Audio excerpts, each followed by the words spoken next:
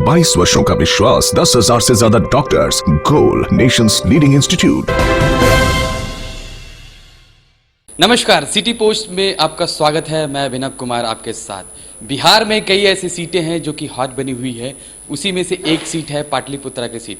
और पाटलिपुत्रा की सीट इसलिए हॉट बनी हुई है क्योंकि वहाँ से बीजेपी के उम्मीदवार के रूप में चाचा राम कृपाल यादव खड़े हैं, तो दूसरी तरफ आरजेडी के उम्मीदवार मीसा भारती खड़ी हैं। मैं आपको बता देना चाहता हूँ, बीते 25 तारीख को दोनों नेताओं ने अपना नामांकन भरा था। जब मीसा भारती नॉमिनेशन फाइल कर रही थी तो उनके साथ एक फ़ोटो था, और फोटो किसी और का नहीं था, वो लालू प्रसाद का फ़ोटो था। तो कहीं ना कहीं वो शो करना चाह रही थी कि इस नॉमिनेशन में उनके पिता उसके साथ हैं। दोनों ने अपना नॉमिनेशन फाइल कर दिया। उसके बाद एक युवा नेता ने वहाँ पे एंट्री मारी, और जिसका नाम था राजेश सिंह। वो यहाँ से निर्दलीय चुनाव लड़ रहे हैं। और सबसे बड़ी बात यह है कि जब उन्होंने एंट्री मारी तो उनके साथ जो कार्यकर्ता थे, उनके साथ जो नेता था, उनका हुजूम देखते ही बन रहा था। सबसे पहले हमारी टीम ने उनसे बात की, और बात करते हुए क्या कुछ कहा आप भी सुनिए। सर, अभी जस्ट मीसा भारती नॉमिनेशन कर गई है, और अभी जस्ट राम कृपाल जी भी मौजूद है, नॉमिनेशन कर रहे हैं। आपके क्या?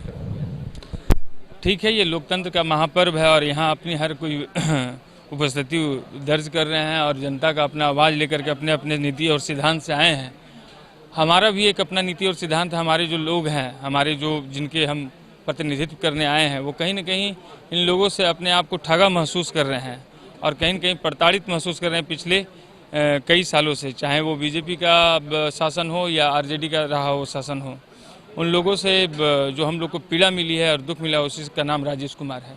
सर, क्या चुनौतियाँ आपको लगती है पाटलिपुत्रा क्षेत्र में? जिस तरीके से 2014 का इलेक्शन हुआ था, राम कृपाल जी आए थे, तो क्या चुनौती आपको लगती है कि इस बार है आपके लिए, अगर आप निकलते हैं? देखिए, राम कृपाल जी जहाँ काम करें वहाँ चुनौती हो ही नहीं सकता है। रीज़न इसलिए कि वो अपने आप में ही बहुत बड़ा चुनौती है।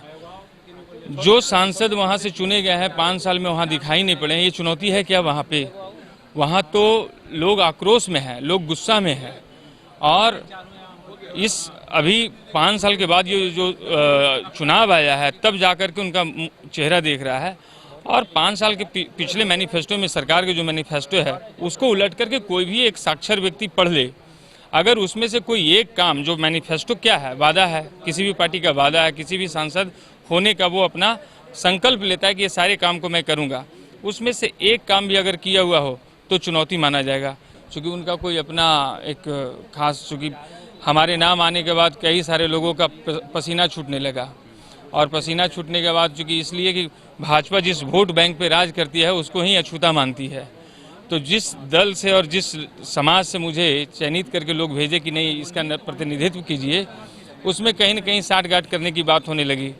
और अलग अलग तरीके से लोग मान के चलिए कि यहाँ का जो चयन किया जा रहा है जिस दल से, वो कुछ गड़बड़ टाइप का दिखा, तो हम लोग अपने समाज के नेतृत्व करने के लिए मैं निर्दलीय आया हूँ। सर, जनता का कितना सपोर्ट मिल रहा है? भरपूर, जितना उम्मीद नहीं था उससे ज़्यादा। क्या लग रहा है कि इस बार का जो चुनाव है 2019 का, लग रहा है कि आपको खूब सारे वोट मिलेंगे, और जो यहाँ से सांसद है उसको आप पटकनी दे सकते? मैं कोई राष्ट्रीय नेता नहीं हूँ कि पूरे राष्ट्र में जाकर के घूम घूम के देख रहा हूँ, बट पाटलिपुत्रा के लिए तो अवश्य मैं बहुत सारा गांव, 50 गांव से ज़्यादा भ्रमण कर चुका हूँ, अभी जनसंपर्क कर चुका हूँ।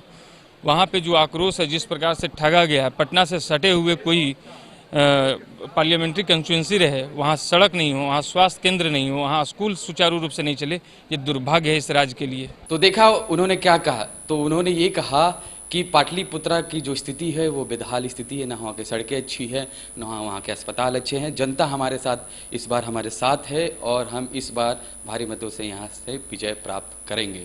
अगर आपको ये वीडियो अच्छा लगे तो इसको दोस्तों के साथ खूब शेयर कीजिए, और इस चैनल पे नया है तो इस चैनल को सब्सक्राइब कर ले, बेल आइकन दबाना ना भूले, ताकि सबसे पहले नोटिफिकेशन आपको मिले। प्यार समर्थन के लिए बहुत बहुत धन्यवाद। नमस्कार।